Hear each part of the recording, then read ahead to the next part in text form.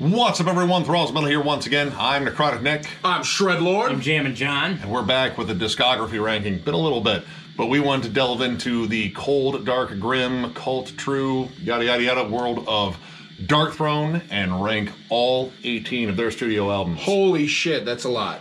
Yes. Many. Yes. 18, in fact. Yes, 18. Yes. That's a big number for albums. One less than 19, one more than 17. He crunched the numbers. I looked into it. Crunched.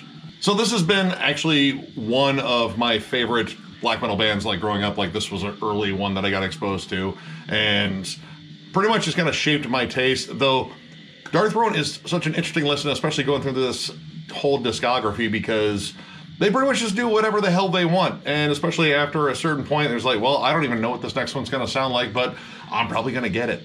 That's a very fair assessment of their sound. The songs can range from style from within the song to song. It does not matter, although you always know which one of the 4 or 5 camps it's going to come from. Yep. You just don't know what the fuck they're going to throw at you.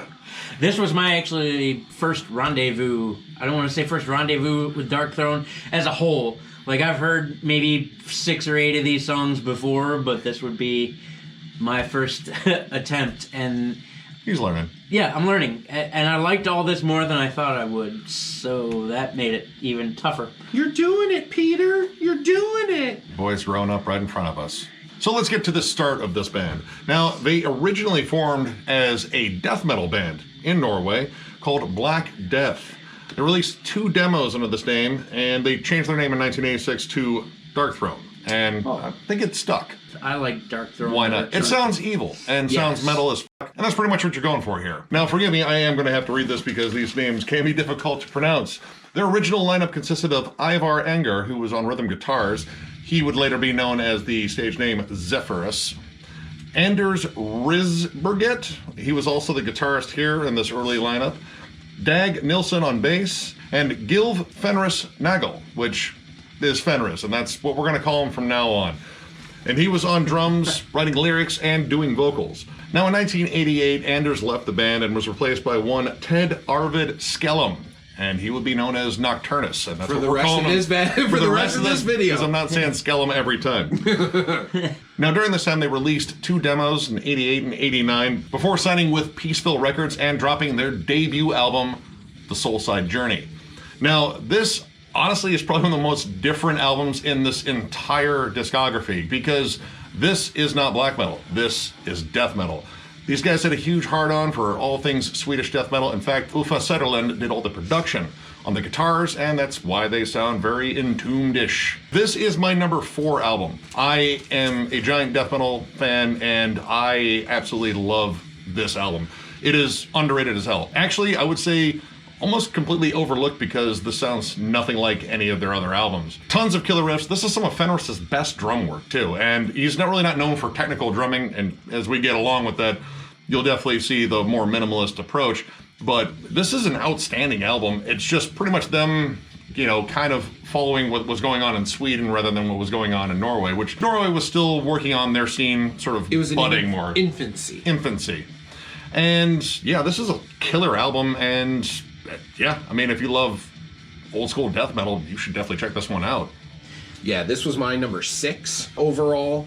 While it was very raw and totally unlike anything else that you heard on this entire discography for the most part, it still was really good, and it stuck out, absolutely stuck out. And if they would have kept going in this direction, that would have been really cool too. There's some great songs on here, and you can definitely hear what will eventually become, you know, the Darkthrone that most people know and love. Title track and Neptune Towers. Yes. Yeah, this is my number 1. I really like this. So let me ask you this then. As somebody who is not familiar, what makes an album like this your number 1? Well, thank you, Shred. I was going to get there, actually.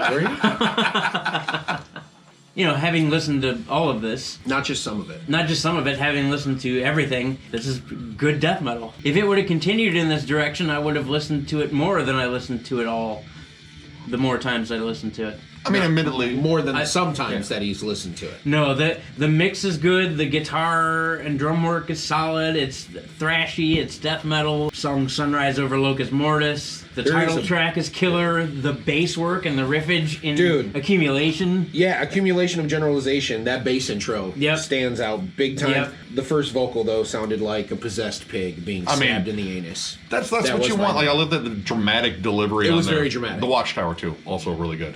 Sempiternal Sepulturality. Yeah, I didn't want to have to say that one. I didn't want to have to say it either, but it's a good. good song. The doomy melody in there is good. I don't know. I just really liked it. I mean, admittedly, I'm a bigger death metal fan than I am of black metal. I still love black metal, but I mean, this is the definition of an underrated gem, at least in my eyes. But this sound would be very short-lived because pretty much what was going on in Norway at the time was this black metal scene was really catching fire. It was hotter than a church in Norway. And, oh yeah, I know. It was bad. It was bad.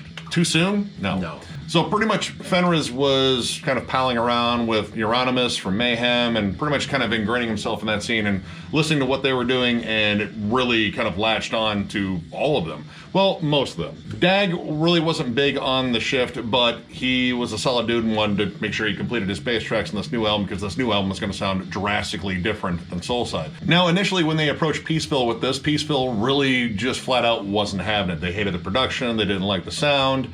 And, well, Darkthrone dug their heels and was like, no, this is what we want to do, and either you release it or we're going to go over to this little budding label called Death Like Silence, run by our buddy Euronymous, and will be released through that.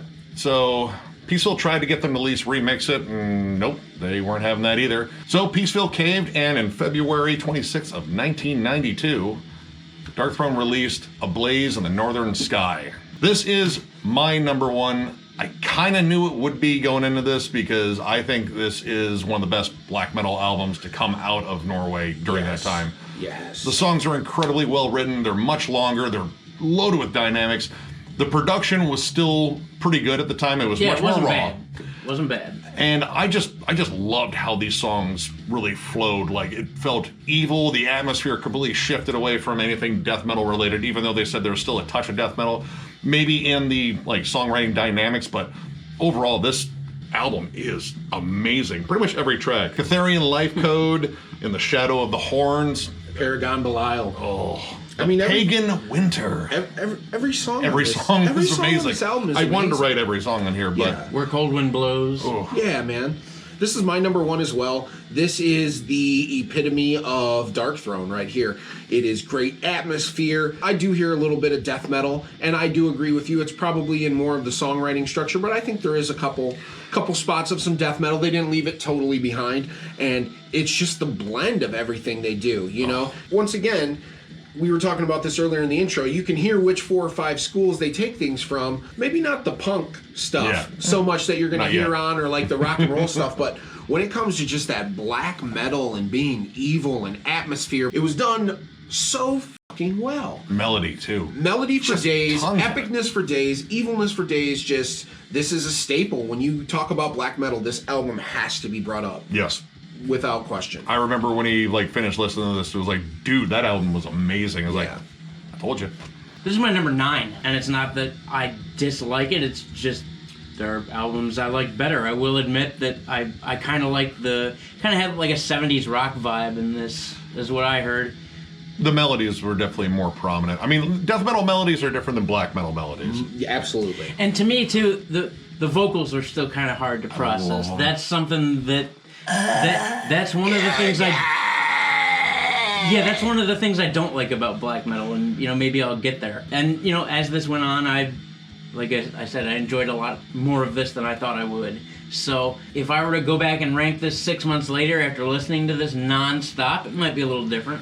Yeah, I mean, but we didn't do that. Yeah, tastes change over time. I mean, honestly, well, we're going to find that out with some of my rankings in terms of what I listened to earlier. But yeah, this was clearly a step in a totally different direction, and I think they nailed it right out of the gate. Now, this is the beginning of what is known as the Unholy Trinity. And What an amazing trinity. yes, it starts off really well, at least. It ends well, too. It ends well, too. Now, while Blaze of the Northern Sky was pretty much their first black metal album, there were still remnants of death metal in there. And even Fenriz said if this was a pure black metal album, there would only be 3 songs in it that he would consider that. So they began writing what they were going to consider pure black metal. Nocturno shifted to bass on this since Dag had left. And then June 24th of 1993, they released the second part of the Unholy Trinity, Under a Funeral Moon. This is another notable shift, namely in the production. Well, production and style. Production became much more raw. Like, this was... Much more raw. About as raw as it could get. Like, raw. Like... Not as raw as others. Others, maybe? There's one on here that is way more raw. Just saying. The production was, like, very gainy, squealy, almost static guitars. They labored the blast beats. The drums were very underproduced, very thin in the mix. The drums, the snare drum sounded like it was from a toddler's drum kit. Yeah. It just, that's exactly what they wanted. That's exactly what they wanted, too. I promise you that's what they wanted. The cymbals sound like someone silly just going... But, you know, this was the whole thing with raw black metal. They wanted to make this thing as extreme as possible, and I would say they pretty much did it. I mean, even throughout the course, you can see the artwork shift, too, and it's becoming more just like, it's a black and white photo of a dude lost in a forest. Again. This is... Forests are large. My number 12, and this is where I paint a target on my back, because I just cannot get into these. Like, these are the ones that I listened to early. I believe my first one was Total Death, which we'll get to, but I went after the Unholy Trinity stuff because that was the stuff that was very famous. And listening to this one and going back, I remember kind of liking it. Like, it was kind of difficult to process. I hadn't heard anything this lo-fi before. But going back, it's still not that great. I mean, I think this album has more dynamics than later ones, but I needed more than just a steady barrage of tremolo and blasts. And yeah, it doesn't really do as much for me. I love the atmosphere, and I can see where this is highly influential because I hear notes of this all across black metal still. But yeah, it just doesn't grip me the way it used to, or ever did. I'll put the target bigger on my back because I'm me. This was my number 17. The drums are almost non-existent. The kick drum sounds like throwing a golf ball at a pillow. The vocals sound straight like Gargamel yelling at the Smurfs. I still like the vocals. I love it. I love it. The guitars are staticky. That is true. I mean, to me, most of it sounded laughably bad. There is a level of camp. Me. There is, I mean, whether it's self-aware, you know, now. Like the opening riff in the Dance of Eternal Shadows is kind of doomy, but that's about as cool as it got for me. That was about it. Like, there was a couple of moments in the tracks, but it really just went for just that raw atmosphere the entire time, and it kind of labored on me. Shred, why don't you bring us home? So, while these chupacabra-looking mother truckers are wrong, this is my number 3 album. Black metal is meant to be ugly, okay? Black metal is supposed to be ugly, and I think the continued influence being around someone like Euronymous and that whole scene, the minimalist attitude of all of those guys is what I think led to this. But to me, that does not take away from the dynamics that I still hear in it, the epicness that I still hear, and some great fucking songs. To Walk the Infernal Fields, Under a Funeral Moon, Crossing the Triangle of Flames, even the Nostalgia in Eternal Sleep. Dude, right off the gate, it's just fucking chaotic and evil and ugly, and I think that's what black metal's supposed to be about, goddammit, so I'm not there's some of those songs hating. in here. Number 3 for me. Number 3 for me. I did not care for Nostalgia of Eternal Sleep, but Unholy Black Metal, I mean, that's aptly titled. And I'd attribute a lot of this to Euronymous and his big stance, like, no, death metal is a lie, it's not true, blah, blah, you're blah. a poser. And, yeah, I mean... Do you want to chip a skull or not, man? You're only the coolest if you got this skull fragment, man. Ugh, gross. So when it came time to do a follow-up for this one, they pretty much got to work. Now, Zephyrus departed after Under the Funeral Moon. He was pretty much kind of done with that sound. So they continued on as a studio 2-piece. And I'm done naming members in this band because now it's just down to the diabolical duo of Nocturno and Fenriz. Now on this album we're about to go into, Fenriz played all of the instruments. Nocturno simply did all the vocals on here. And it was recorded on a 4-track in Fenris's bedroom. That makes sense. And it sounds like it. It really does, because I wrote down this sounds like it was recorded in a roller skating rink with a 4-track. Yeah, well, it's a smaller one. Yeah. Now, 4 of the album's songs on this one were actually written by Varg Vikernes, and unfortunately, some of their association with him got a little too dicey in terms of a slogan that was on the album initially, then taken off. Now, since they've recanted that little stance and even admitted it was kind of a stupid stance, but moral of the story: don't hang out with Varg. Just don't hang out with Varg. So on February 17th of 1994, they released Transylvanian Hunger.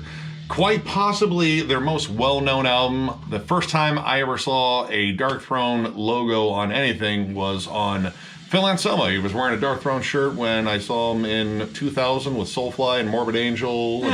Yeah. And, he was rocking a Darkthrone shirt. It's like, well, Phil's wearing it. It's gotta be cool, right? I was there. And that was one of the albums I was going after, but I didn't find until later. And this is my number 13. Again, the target gets bigger. This is pretty much Under the Funeral Moon, except way more repetitive. Now, atmosphere, plenty, tons. This is cold, dark, grim, frosty, whatever adjective you think is appropriate. It is a bit more layered, yes.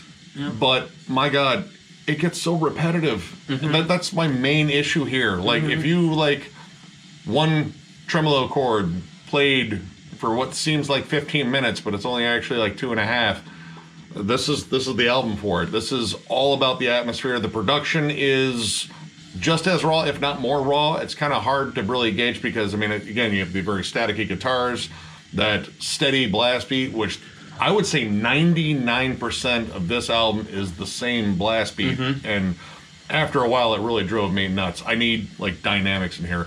But there are some cool songs in terms of, the atmosphere. Because, this is something you can put in the background and just to creep people out. Transylvanian Hunger, Graven, Taka, Hemus, Mammon, Sma, Sailor. The song titles got way more Norwegian, so I will suffer for that one. But there are cool moments on here. I just can't get into the overall sound because it just kind of stays in one place. So that was my main issue there. Well, here, I'll once again take the target off of your back as a favor and put it back on mine. Just remember, he's a lot worse than me. No, that's impossible.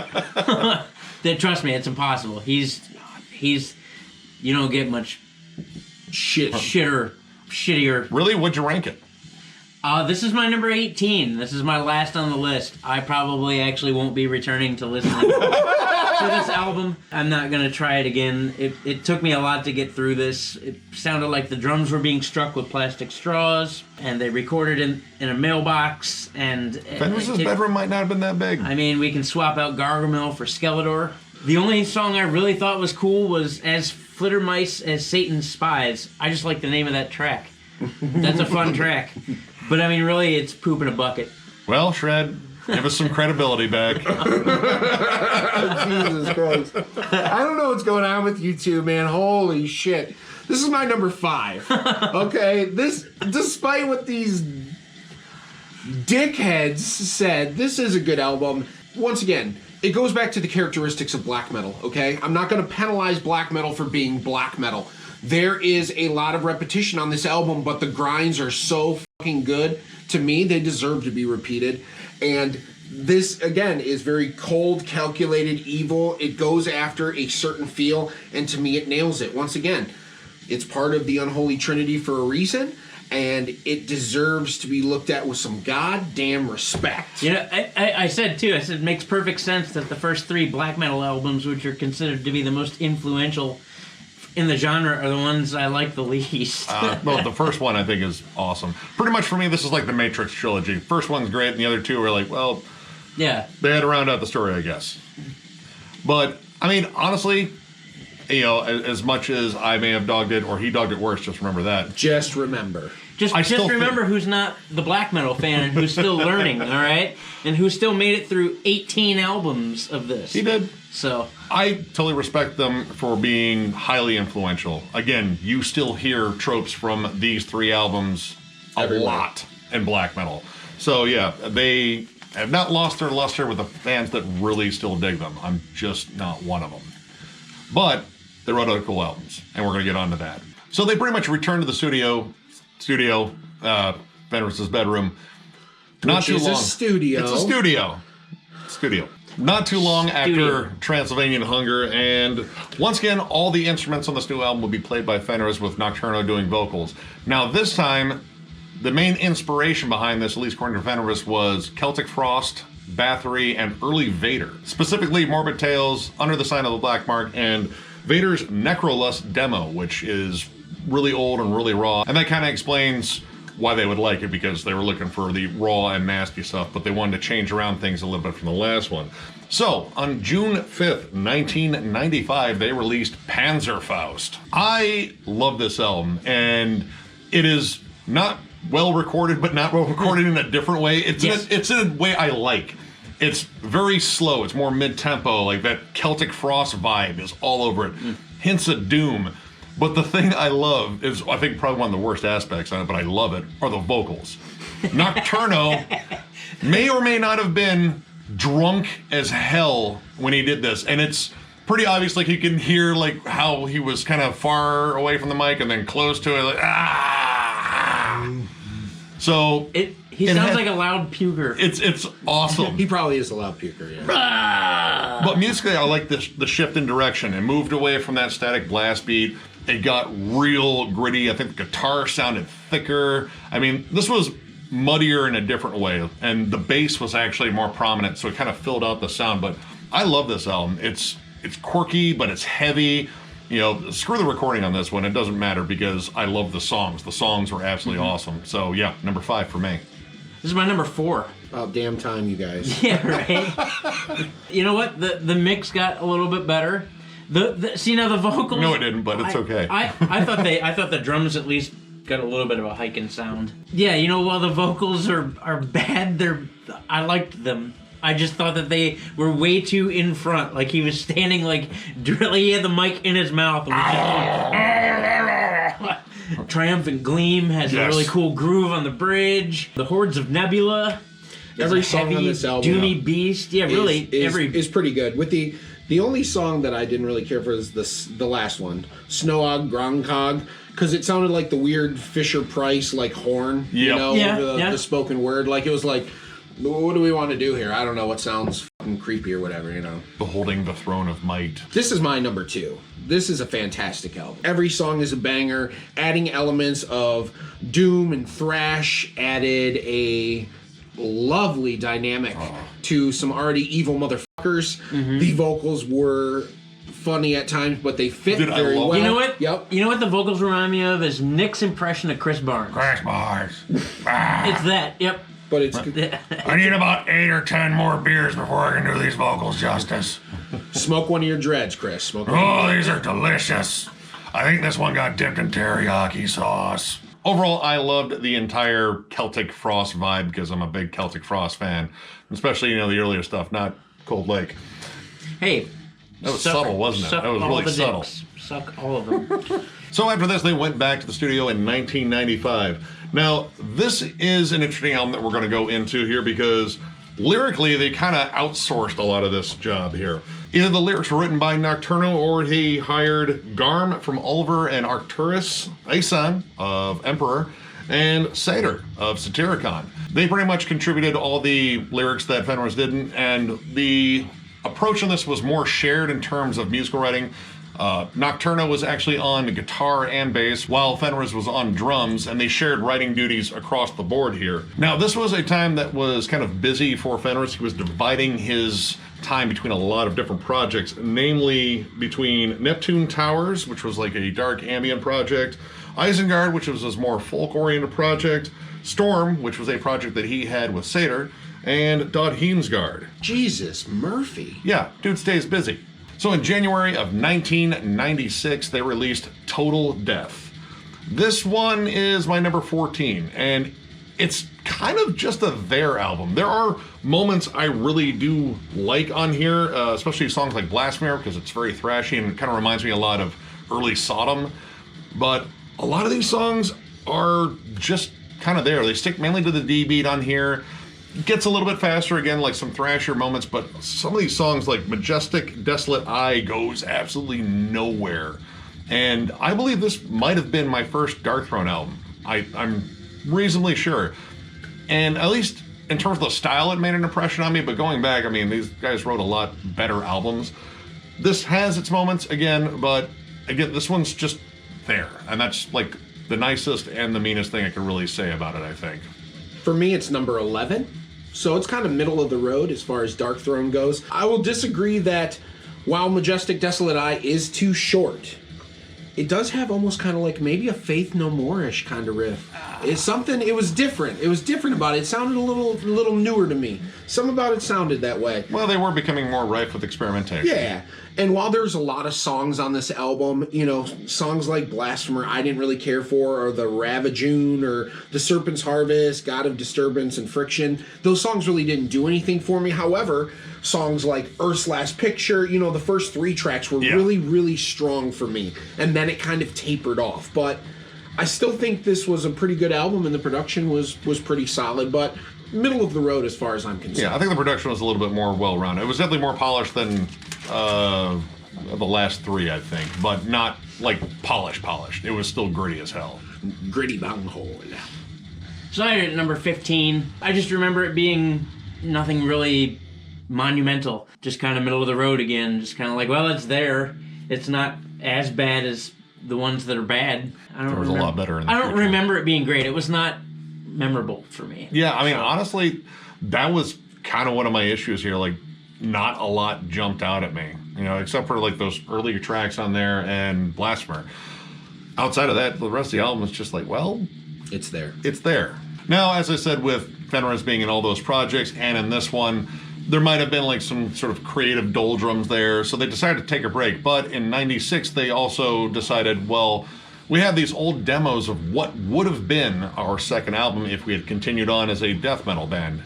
And I believe in 1994, Fenris just decided why not just add vocals to these old demo tracks, which were recorded in '91. And Peaceville was pretty much looking for something to release from them because, you know, they wanted to keep this whole Darkthrone thing rolling. So they decided to go with these demos. Now, granted, all the instruments and I believe all the vocals were done by Fenris. And despite what you may think about hearing a female vocalist on this album, you didn't. It's Fenris. Why?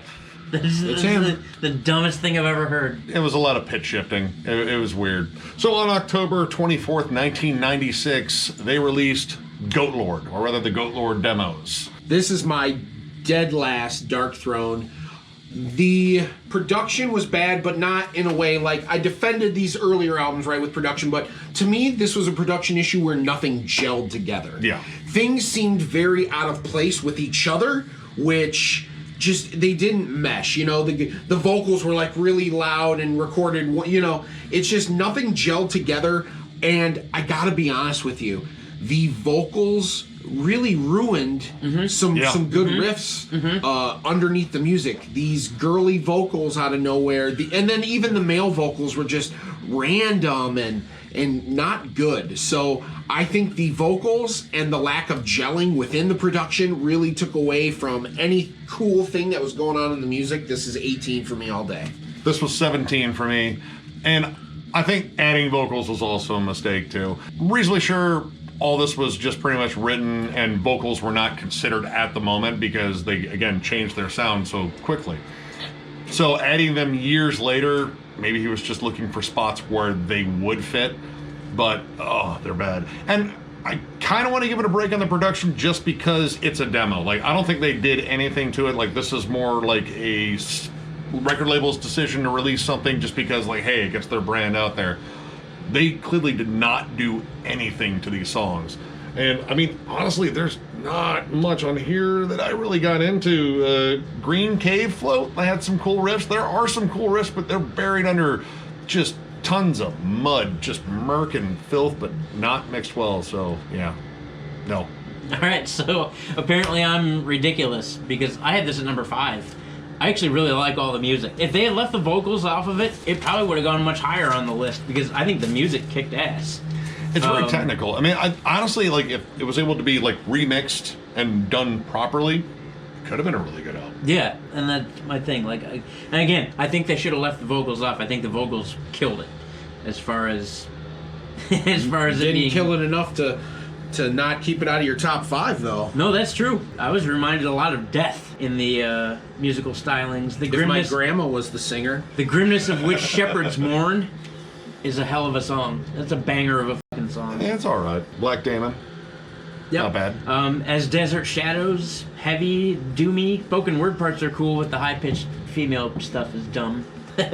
My favorite thing on here was the demo for Ablaze the Northern Sky. Yep. Coolest thing on there. Well, whatever. I mean, it's an interesting little footnote in history. I don't know if it was necessarily their choice to put it out. It was just they were tired and, well, label wanted to put it out again. So, yeah, it's an interesting, like, kind of what-if possibility. Like, what if they had actually continued on the death metal path? I don't know if it would have sounded like that, because I imagine those songs were in their infancy and they were probably going to work with them more. But it's an interesting listen, especially, you know, when you consider everything that came before it. Well, and they were a 5-piece band at that point, too. Yeah. Yeah. So there was definitely more dynamic to play with. I think it actually would have been really good had they stuck with it, but they didn't, So, again, they took a nice long break after Total Death because they were a little bit burned out, namely Fenris because he was in 40 different bands. So in December of 1998, they decided to return to the studio. This time, Nocturno wrote almost all the music except for one song, which was The Beast, which was written by Fenris.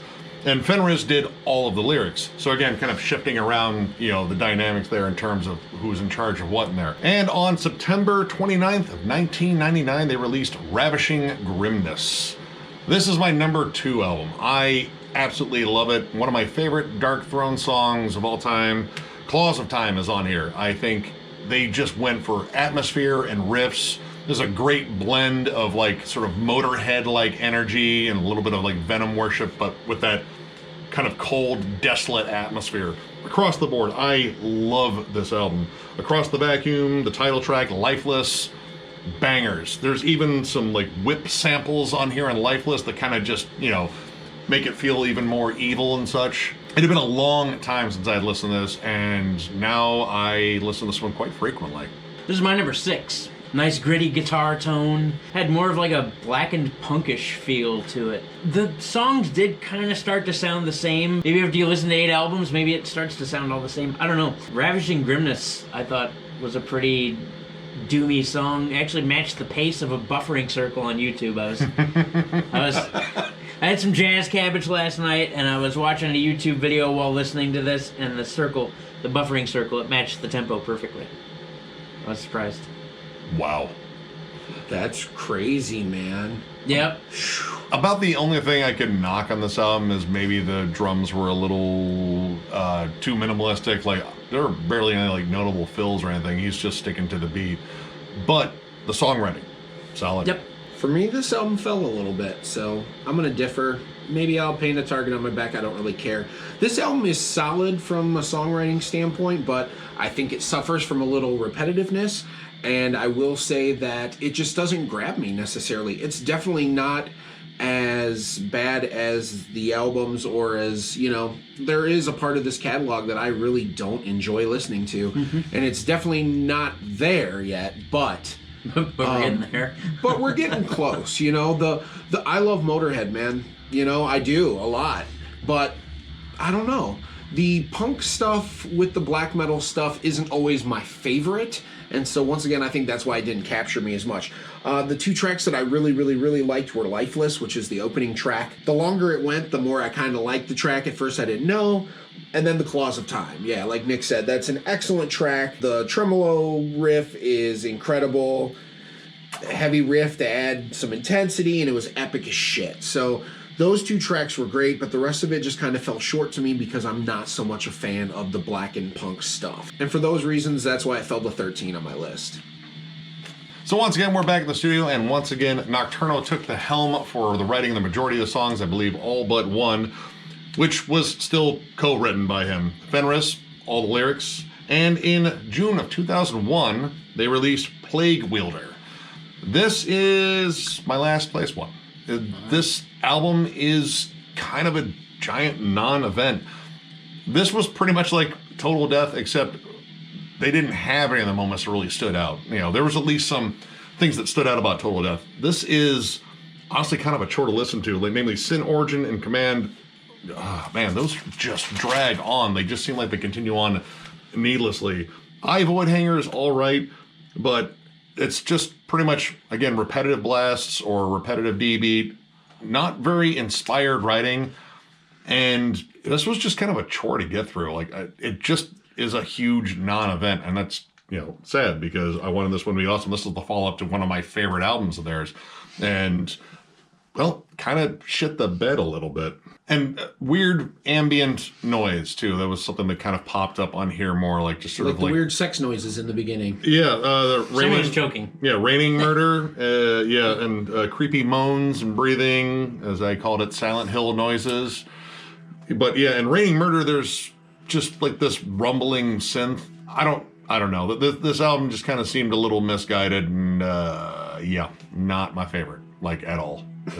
That's why it's dead last. Okay. Apparently, my ears must be broken or your ears are broken. One of the two. Huh? Yes. It's just you and me and we just disagree. Yep. This is my number 7. I thought the songs were more elemental, more dynamic. It just reminded me of listening to a potentially really good sounding album on bad speakers. Even though I listened to them on really good speakers, I thought it was good. The songs are longer. The drums had more incorporation of blast beats and turnovers. Actually, it was the first time in a while that I would have called it heavy. No. Yep. Overall, the album had a darker feel. I thought Void Hanger was a pretty solid jammer. So maybe... Yeah, well, see, but that's my opinion, so eat it. This album is my number 12. This one and the last one could be interchangeable. There's only a couple tracks I like, and really there's not a lot of evil on here. Satan finally comes back to this album, but it's at the very end. The very end of the song Reek. You finally get some demonic shit, but it's way too late. Oh, yeah, you already had to suffer through a boring album. Yeah, it's way too late. This and Plague Wielder are interchangeable to me, and Weakling Avenger was kind of cool, but other than that, just nothing really stood out, and not really care for it that much. Well, I'm go myself. Now, we weren't the only ones, and by we I mean Shred and I, that thought this album was kind of bad. This was not a really well-reviewed album. So they returned to the studio in December of 2002 to record the follow-up. Now, this was more of a split in the writing between Nocturno and Fenriz, but Fenriz still wrote all the lyrics to this one. So on March 10th of 2003, they released Hate Them. This is my number 8 album. I actually like this. This is the return to the raw and heavy. It's a little punky, but it's like that Celtic Frost punky. The production snarled again. Like, it felt heavy and dark and fast. There's that Motorhead feel again. It doesn't feel like just kind of bogged down by needless noise. They stripped it down and just made it heavy and ugly again, and I really liked it. Some great song titles in there.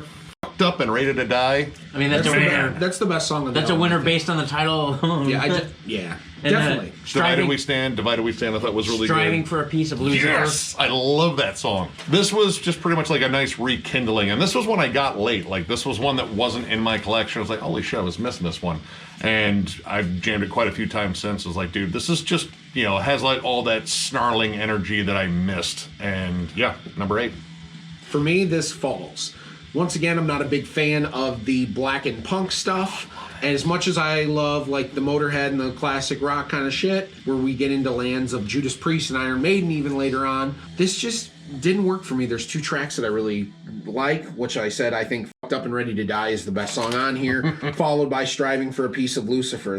Those are the coolest tracks on here to me by far. I don't know, just this, to me, this is the whole era, and we're gonna start, here it comes now, And sometimes, and I might be wrong, but sometimes I feel like when they take this kind of approach with the punk stuff, they get a bit lazy in the songwriting per se, because that style is a more minimalistic style, and I think that's another reason why it doesn't work for me as well too, because I know they're doing this because they want to, but I think they're capable of a little bit more based on their previous albums, and I wasn't ready to give up my Darkthrone as not being the evil, heavy Satan-worshipping band. There's plenty of Satan. They're striving for a piece of Lucifer. Do you know why they're striving?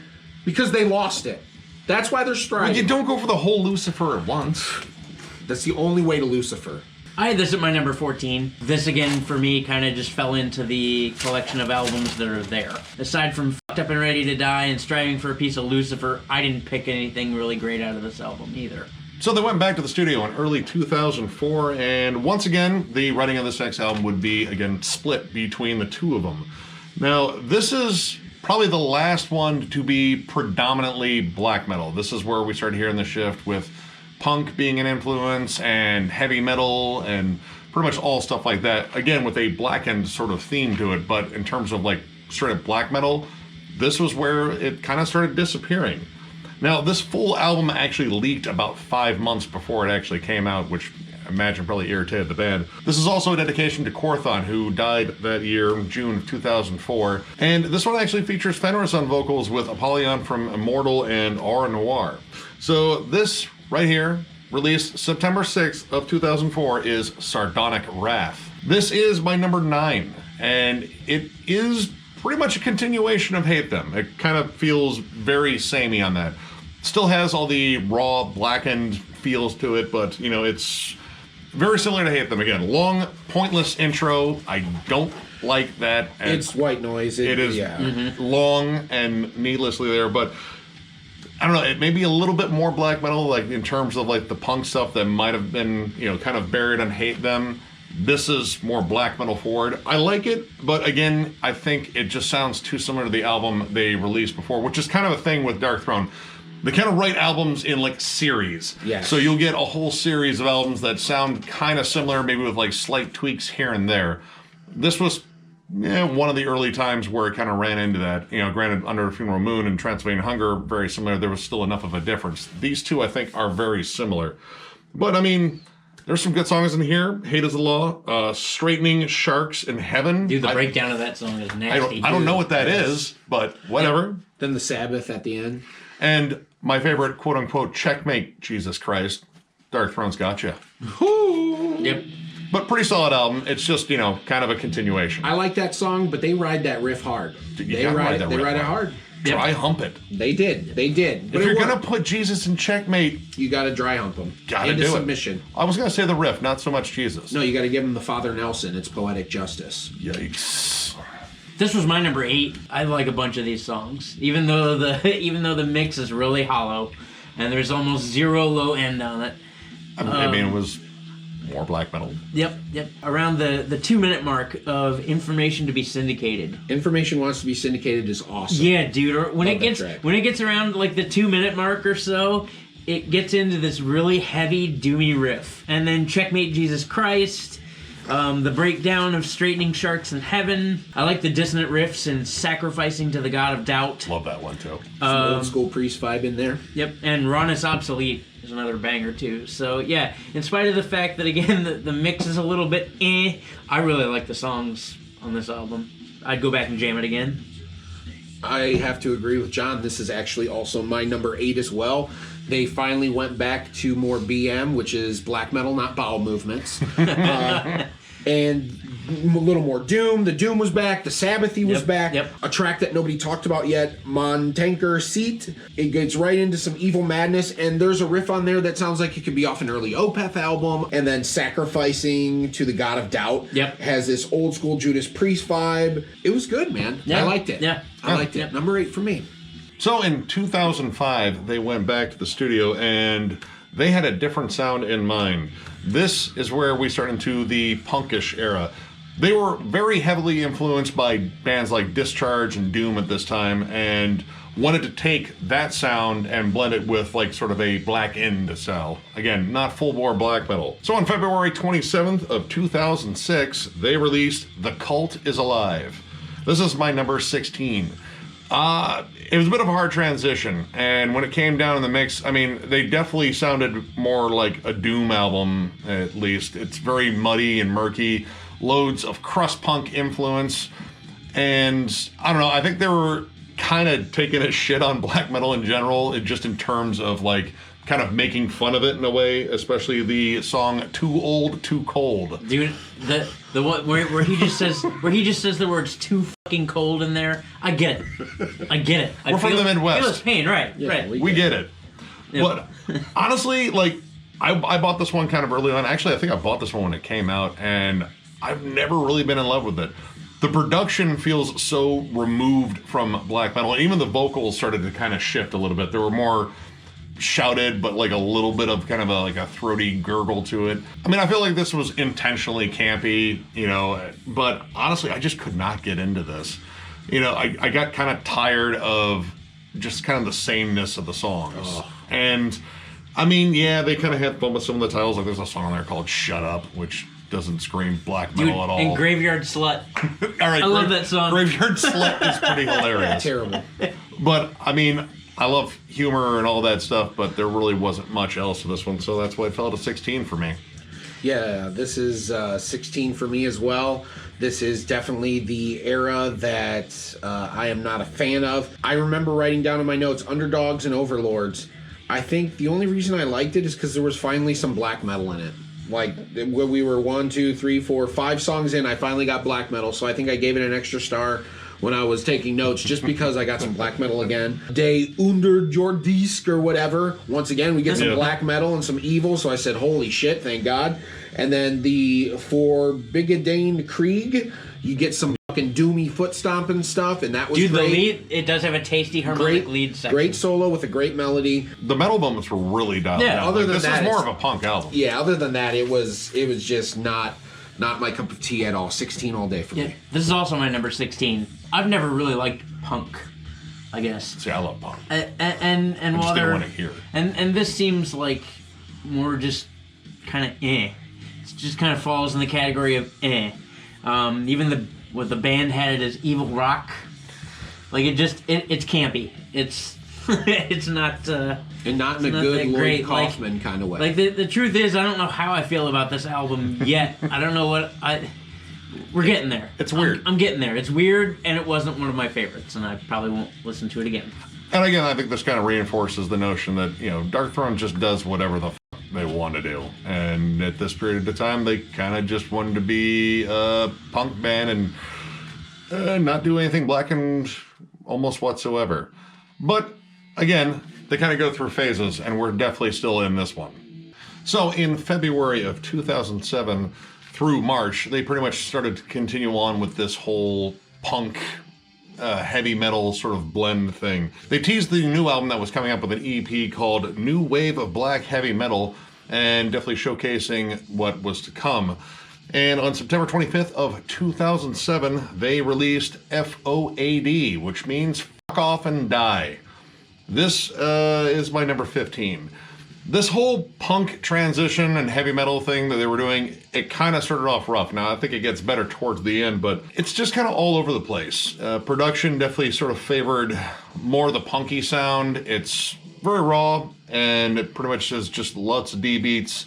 Some thrashy and doomy nods here and there, but this is just kind of an uneven listen, and again, kind of growing pains. They wanted to try something new and branch out in a slightly different direction, and they kind of struggled at first in my mind. But at the same time, like listening to this, I could hear how it would influence a band like Midnight, which I absolutely love Midnight.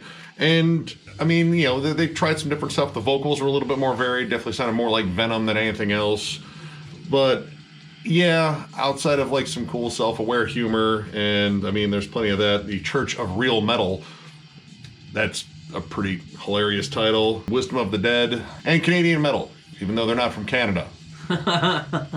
Well, it's Darkthrone. They do whatever the hell they want. It reminds me the Devil Went Down to Georgia. They just switched it for Canadian Metal. It's got the same beat. Caught a direct flight from Norway. Actually, if Les Claypool sang for a black metal band. That's what I got, because it's kind of got that weird, like, There's a twanginess to it. It's kind of odd, but again, growing pains, transitions, that's what's going on here. Or if Danzig and Lemmy were the same person. Like, if they put in those vocal stylings together. I don't know, this is my number 12. Still am less of a fan of the punk stuff. The guitar work isn't terrible. Plenty of 80s nods. Yeah. Raw 80s, not like, glammy, glitzy 80s. Just another record that falls into the meh category. Yeah. This is almost as meh as it gets for me. Number 17 out of 18. There is nothing really besides maybe the first track that I even like, but even in the first track, they played the same damn riff for damn near 3 minutes. The solo was kind of cool on the track, but other than that, no. Canadian metal, no thank you. The Church of Real Metal, I doubt it. Banners of Old, like keep going, fuck off and die, more like fuck off and write metal. Split Kind Fever, I'm sure we've been vaccinated for that already. I'm not worried. Raised on Rock is very generic. The lyrics are terrible. I don't like that song. Perverter of the Seven Gates. We finally get some metal, but then it takes a dump immediately after. And Wisdom of the Dead is about as mad as it gets for me. So, Takes a dump. I mean, the only thing that makes this better than Goatlord in my eyes is that the production was better. That's it. Album cover's kind of cool. Yeah, the album cover is neat. So literally 1 month later, after the release of this album, they jumped back in the studio. Once again, they shared writing duties between Nocturno and Fenris on this one. And even during this time, Nocturno directed a film, a documentary about black metal and life in Norway called The Misanthrope, which, I still gotta watch. I imagine it's gotta be pretty damn interesting. So on October 20th, 2008, they released Darkthrones and Black Flags. This was my number 11. I think this was an improvement. I think the heavy metal side started to sort of gain on the punk side a little bit. I gotta say some of the cleaner vocals were not great. Not great. They drove me nuts. Not very To strong. be honest, yeah. But honestly, I liked the production was better, and I think the riffs were stronger, and they maintained the energy. They still had the punk energy, but they were delivering more metal riffs, and I think that was the thing that I really latched onto, and I liked the fact that there were some real cool harmonies on here too. Launchpad to Nothingness, Norway in September, which they could have just said cold. Yeah, I'm sure it would suck. I'm sure it would suck. And Blacksmith of the North, Keep That Ancient Fire. Solid songs, and I know this Too was short. a little Too short. short. Yeah, well, that's the punk Blacksmith side. of the North, too short. Well, yeah, dude, especially the fucking title track. The title track, right. it's- How's the title track 2 minutes and 25 seconds? It's the last thing I wrote and on like this. 2 minutes of it is an intro. And you know what? Yeah. It was still one of my favorite things on this whole fucking record. I put this at number 14, which puts it ahead of albums like Hate Them and The Cult Is Alive and FOD, but it puts them behind such as Ravishing, Grimness, and Plague Wielder for me. This is maybe the best out of the punky stuff, but once again, this stuff did nothing for me, so I just, no thank you. I had it at number 11 as well as Nick. I mean, again, the tone of the record is flat. Production isn't their big. Yeah, dude. thing. And that's what I've gotten so far out of all this is that for these guys, production wasn't a big thing, and I mean that it worked for them. They've got fucking 18 albums. I liked the song Oath Minus. Yes. Like if I were gonna make a greatest hits, in my opinion, of Darkthrone, Oath Minus would be on that list. You know what, though? That song is, to me, it's kind of generic, though. It'd be a generic thing that they wrote. I mean, The compared to whole the thing later with, stuff, all right, they punk, wrote a lot of generic stuff. Yeah, well, though. I mean, it's punk and heavy metal. You have huge amounts of source material. There's tons of trad metal bands out there that definitely still sound like. I'm just saying that track would not be a strong track on an older. Those little Darkthrone chugs album. that are in Blacksmith of the North. Well, I didn't belong in it. I don't think it would have fit. This is this era of Darkthrone, and again, these guys go by eras, which makes for a really difficult listen in terms of ranking this, because you have 3 or 4 albums that kind of run as a section. But I saw this one as an interesting one because this is where they started teasing that heavy metal side, but they were still the punk one. The mix is bad, but the jams were solid. The chuggy part in Blacksmith of the North, that breakdown in Grizzly Trade is a banger. The drum work and Hanging Out in Hagar? The vocals are horrible, but oh well. I like the vocals still. So yeah, an interesting point in this band's career, and well, it would keep shifting in that direction. So pretty much they would kind of keep in this whole little punk heavy metal pocket, except I think the heavy metal side would again start to overtake the punk side. So they recorded another album between 2008 and 2009, and on April 5th of 2010, they released Circle the Wagons. This is my number 10, and honestly, this is where the heavy metal really started overtaking.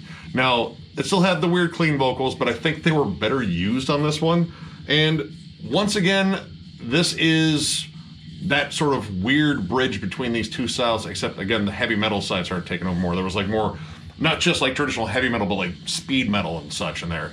It was a little bit faster, more aggressive. In fact, Fenriz actually described it as Darkthrone's own brand of heavy metal speed punk.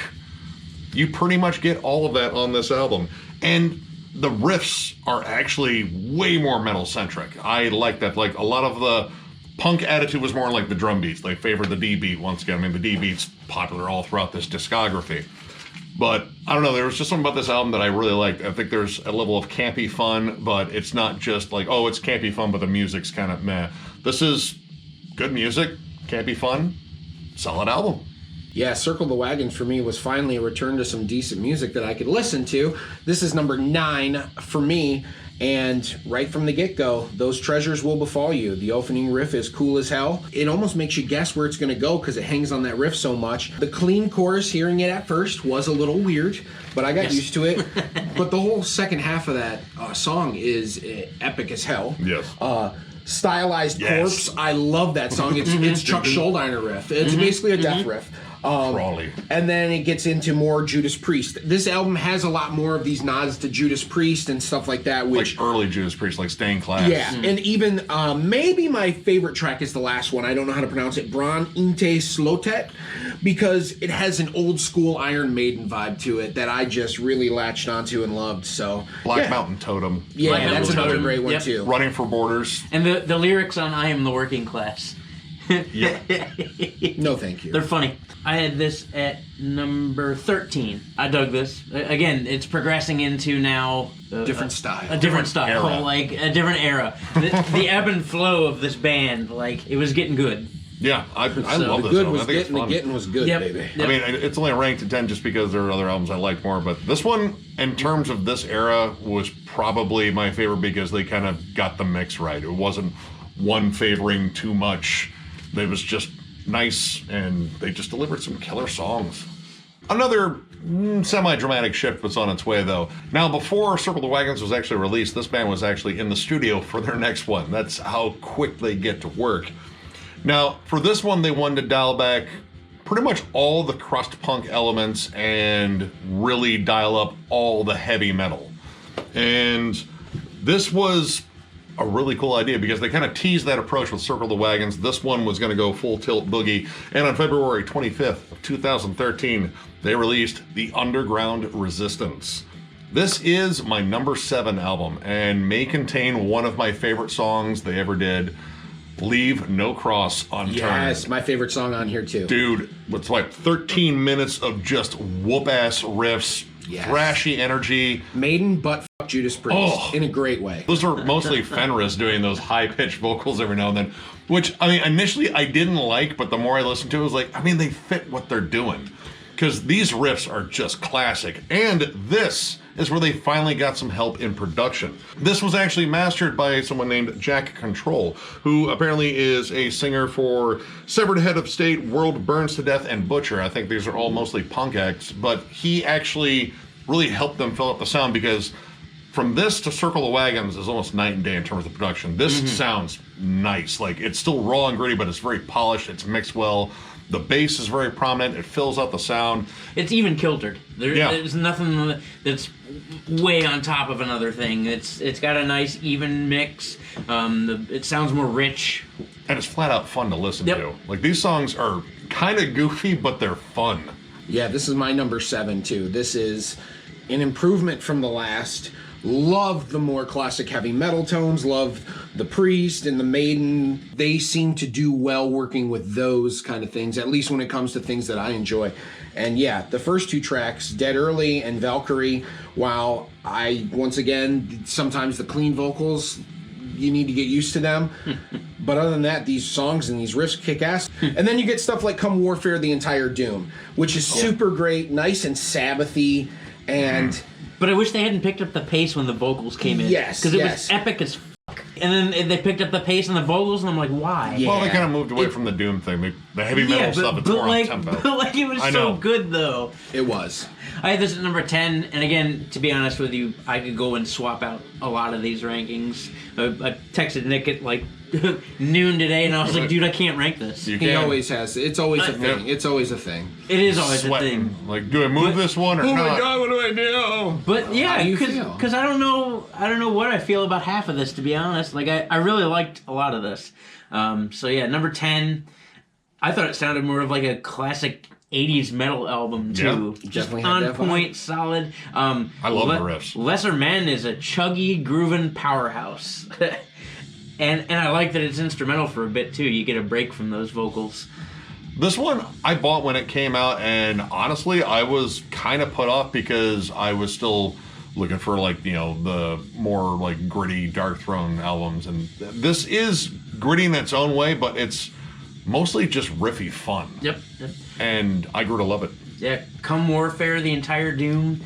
That reminded me of High on Fire towards the end. Yeah. Around like the 4-minute mark, you get just this great big instrumental clip, and then, yeah. I dug it. Good stuff. Good job, guys. Hell yeah. Now, this would begin their relationship with Jack Control. He would be the one doing a lot of the mastering and such. And thank you, because you've helped out their sound immensely, at least in my opinion. In my opinion, too. So they returned to the studio in August of 2015, and they were going to continue on the whole black and heavy metal path, except they wanted to make this next one more gritty. And on October 14th, 2016, they released Arctic Thunder. This is my number 6 album, and man, it got a lot more raw. In fact, in terms of tones, this is kind of close to possibly my favorite tone that Nocturno's had on an album, because Jesus, this thing's heavy. Raw, gritty, but it is thick. It's not like a thin black metal tone. It is just harsh and ugly. And again, they continue on with the heavy metal feel, but I think the riffs feel doomier and just uglier on this one. And I kind of like the fact that the cover was a bit of a throwback to like the early days in terms of like Transylvanian Hunger and Under a Full Moon. Granted, not black and white, full color, but still at night and dark. That counts. Now, I believe the title of the album is actually a reference to an old heavy metal band from Norway that I believe they used to jam. I guess they were kind of a short-lived one. But this is a really cool album. I like the fact that Nocturnal's vocals seem to get like a little bit deeper and just kind of gravelier. It's not as shrill as they were. Like, they've been kind of steadily getting a little bit deeper, but this time with this production, they just sound foreboding as hell. Boreal Fiends, Dude. the title track, Burial Bliss. Dude, these riffs are not messing around. Inbred Vermin. Throw Me Through the Marshes. Reminds me of I Hate God, to be honest. Dude, there's a sludginess to this entire album. And man, dude, like this one, when I picked this one up, because I got this one the day it came out, I was like, dude, they found something else here. This is nasty. You know, this one kind of fell for me a little bit. There's nothing wrong with this album per se. I just feel like in a land of bad, good, really great, there was just kind of more okay on this album for me. But I do like it a lot more than the back half, you know, or what we've had, you know, back in the middle years and such. But yeah, there is some excellent songwriting on here. But once again, it just falls to like, there's more middle of the road as far as jams that I connect with on here. So I think that's why it fell a little bit short for me. Now this picked up for me. This is my number 3. I like the improvement of the mix. I like the still kind of sticking with that classic heavy metal sound, yet they did make it a bit more gritty. Like the breakdown on Boreal Friends, it feels like Crowbar. Not only the music, but the vocals. He actually sounds a lot like Kirk, I thought. Except when you get like hear that. deeper, Yep. it's just like gravelly. I still like my Crowbar done by Crowbar, though. Well, I for mean, sure. yeah. I mean, who doesn't like their Crowbar done by Crowbar? The solo at the end of that song is cool. The intro riff to Inbred Vermin. The breakdown on that song is nasty. Throw Me Through the Marshes. Again, that song's really cool. Sounds like almost a different band, though. Again, which Yes. makes it unfair to the rest of the albums because it... Dude, you pick one album from one era versus Yeah. one album from another era of this band, and you might be confused that you're listening to the same band. Yeah, like, I thought this album was darker overall and heavier and just, it had something that I felt had been missing for a while. But then it falls into that category of it sounds like a different band, which is like, well, what do you do? So...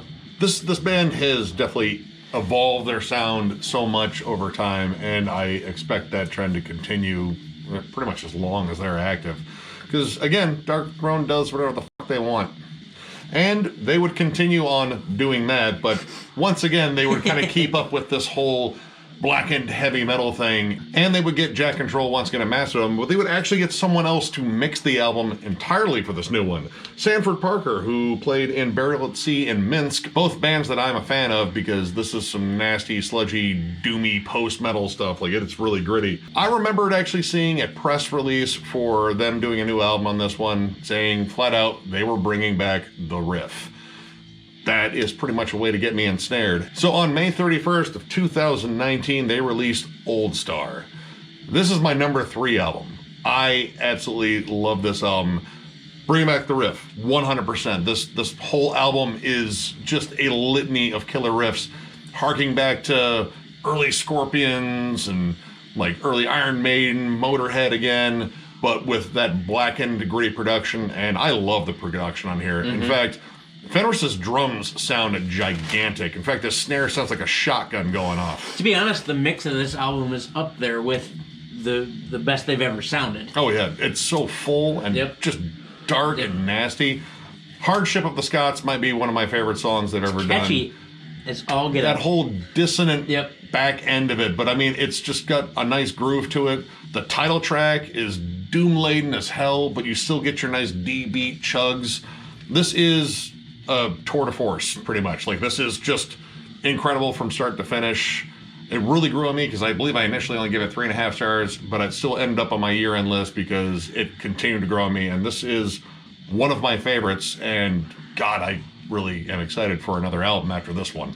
This is my number 2. See, now I want to go back and just redo the order of all their albums for them. It's like, take our ranking and be like, all right, this is your discography, you guys screwed it up. This, I wish they had stuck with this sound longer, too. I wish this had been an album earlier on in their career. Well, we could be starting the new era. We could be. I just thought it was funny how their first record was my number 1 and their last record was my number 2. It seems like it's kind of out of order, but Hardship of the Scots is catchy. The mix again is up there. Like, go back and remix all the other albums, maybe. No, Outman has an awesome riff in it. Actually, Outman reminds me of Megadeth. A little bit. There was like some thrashy nods in there, and I mean... How about as a drummer listening to the end of Old Star, hearing a tribal beat at the end dude. of it? That was cool. The Duke of Gloat was a good one. Yes. The Key Inside of the Wall is a downright heavy beast. And the Duke of Gloat is finally like the Motorhead vibe done right for me. Yep. The production helped big time. Yep. Yeah, I mean, I don't know what to compare this to that I haven't already compared it to 100 times as far as influence is concerned, but that's a killer album. Yeah, for me, this was number 4. This is badass. The riff is back, and it starts right away from "I Muffle Your Inner Choir," I love the which title of is that a great Yep. fucking song. Your The choir. progression is nice and complicated. It's not just 4 chords. It's nice and complicated yet very melodic. You start stomping a fucking mud hole in Norway, man. That track is awesome. Right into the next badass track, "The Hardship of the Scots," Best track of the album. which struck a similar resemblance to a Bruce Dickinson song, "The End of Dark Side of Aquarius," which immediately I said, well, that's super cool. So I liked it even more because of that. Old Star was a great track. Outman was cool, but I didn't like it as much as I loved the other ones. Duke of Gloat was kind of cool too. And The Key is Inside the Wall. I did like the intro. It almost had either an old Black Sabbath or something Typo would have done to come in with that dragging bass line. And the back half is led in by a guy who sounds like Jesus until they bring back the heavy metal and kill the rock vibe. So Jesus says, "Let there be metal," and that's how they end this thing. Yeah, Let there be metal and it was so. it was good. The doom vibe on this album is just absolutely crushing. But yeah, as of actually recording this, they are in the studio to do their 19th album, which I thought we had more time, but nope, they are just getting ready to work on another one. And once again, I will have no idea what this will sound like until it comes out, but there's a damn good chance we'll review it. So yeah, that is our ranking of all of Darkthrone's full-length albums, and this was fun, and this was challenging in a different way. Very challenging. I don't think I've ever gone over a discography where they had like Such a diversion. Yeah, Yeah. Like, diversity. Again, they kind of have this sort of punk spirit where it's like, no, we do what we want. What's popular? Well, we're not doing that. That's pretty much it. And just for these two guys, it pretty much is like, hey man, you feeling inspired? It's like, yeah, let's do it. Let's do something, whatever it is. I don't care. I won't be drunk this time. I might be drunk this time. I will be drunk this time. No, I'm not gonna be. But it'll be good. I might be. Yeah. So, not too long after you see this, we're going to put up a poll for another batch of bands. Each one of us is going to pick 2 bands, and we're going to need you to vote on them so we know what we're doing next. So stay on the lookout for that. And we will get back to doing, of course, loads of reviews and all the other different stuff we do. So, if you enjoyed this video, give it a thumbs up. And if you are new to the channel, subscribe because we do stuff like this all the time. We will catch you later.